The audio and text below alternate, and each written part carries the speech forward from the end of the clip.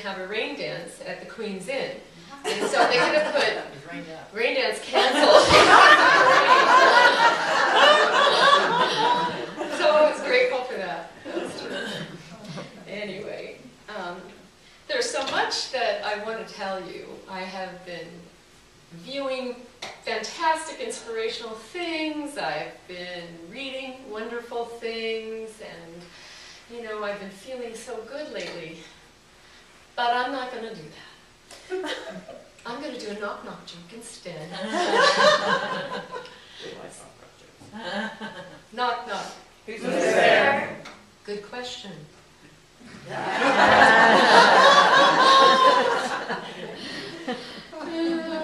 Anyway, if you're feeling a little gypped by that reply, I'll do another knock-knock joke at the end of my talk. See a practitioner, they'll explain.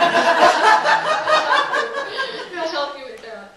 The knock-knock joke is just to get you to realize, and me, that when I say my name, Kim, or Sarah, or Betty, or Sam, that I'm only telling you a series of letters, like K-I-M. And even if I changed my name, would I be the same person that I am standing here? Waiting for someone to open the door when I say knock knock. So the question becomes, who am I really? Who am I really? Or for that matter, who are you really? Michael A. Singer wrote a book called The Untethered Soul, a journey beyond yourself. You might wonder which self that is. He asks this question, and others prodding the reader into beginning to wonder what the answer really is. One answer might be, I am the experiencer of the thoughts and feelings that flow through this energy body. I am the awareness of the thought and the feelings. I dissolve into the moment, watching. So, who are you really? I invite you to try a little experiment in this upcoming week. Take periodic breaks and ask yourself that question. Who am I really? And see what your mind comes up with.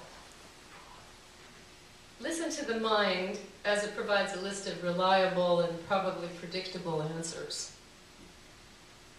But feel the feeling as you ask that question. You don't need to be right or actually really get a hard and fast answer. Just ask the question and rest in it and relax if you don't get an immediate answer. Sort of swing like you're in a hammock and just wait.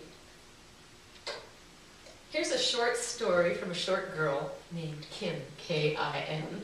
And when I was 7 or 8 years old, I used to escape the frenetic pace of our household and go into the bathroom and lock the door, because it was the only place I could be alone.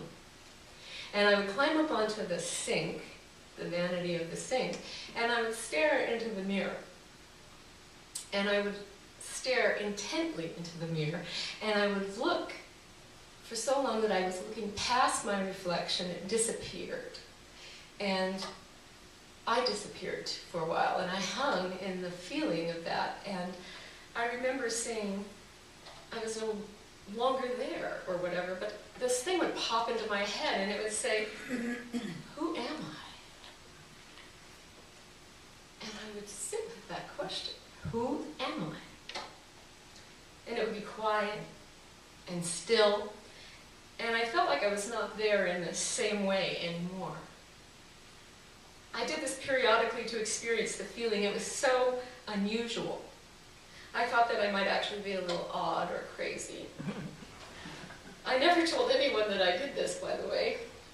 And I forgot about doing this ritual until I embarked again upon my spiritual journey. And I was at the PLC, and I read authors like Michael A. Singer and Ram Dass and you know, the Be Here Now people and Eckhart Tolle. And it all led me back to that question and to that realization that I am more than what I see. And yet, I haven't always been sure about what that more is. Many spiritual teachers would call it consciousness. So what is consciousness? What is that? What is consciousness? If you'd like to get into the conversation about what is consciousness, you will have an opportunity coming up on February 23rd. I'll be offering a 6-week exploration into the meaning of consciousness, how to become more aware of it in our daily lives, and how through locating our true selves through it helps us to heal and find happiness. Ask yourself what it would be like to be free of limitations and soar beyond current boundaries. What can I do each day to find this kind of inner peace and freedom? I believe it's important to keep this conversation going and ask questions. You will astound yourself with the answers, or you may have to wait for them to arrive. In any event, you will have the tools and understanding to see life from a new perspective and find fun along the way. I'm going to share a poem by Mary Oliver that kind of worked synchronistically again with this. It's very short, it's not that long, and it's great. And it's called Some Questions You Might Ask. Is the soul solid like iron?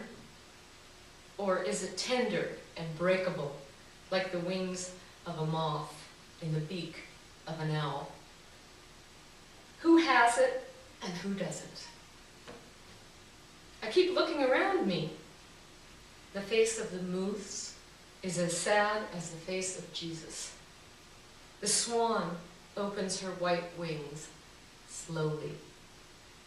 In the fall, the black bear carries leaves into the darkness. One question leads to another. Does it have a shape like an iceberg? Like the eye of a hummingbird? Does it have one lung, like the snake and the scallop? Why should I have it and not the anteater who loves her children? Why should I have it and not the camel? Come to think of it, what about the maple trees? What about the blue iris? What about all the little stones sitting alone in the moonlight? What about roses and lemons and their shining leaves? What about the grass?